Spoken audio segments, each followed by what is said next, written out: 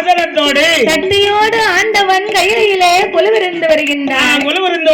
அப்படி கொலுவிருக்கும் இறைவனாகிய பகவான் சிவபெருமான் 14 உலகத்தையும் 224 புவனங்களையும் 7 சப்தா சாரமாகப்பட்ட கடல்களையும் படைத்து கல்லுக்குள் இருக்கும் தேரையவும் தாயார் கற்பையுக்குள் வாழும் சிசுவையும் இந்த சிசுக்களையும் அப்படியா இது உள்ளதால எத்தனை மாசம்? 9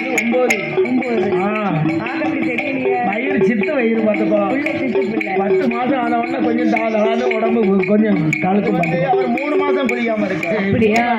அவர் 10 மாசம்ங்காரு. 10 மாசத்துக்கு வயிறு காணாது. நீ 3 மாசம்ங்க. பார்த்தா தெரியுதா? 3-4 மாசம் ஆகும். அது வயிறு சித்து வயிறாமியா? அப்ப ஆம்பளை பிள்ளை தான் பிறக்கும். எனக்கு எத்தனை மாதம்னு என் மச்சானுக்கு தான் தெரியாது.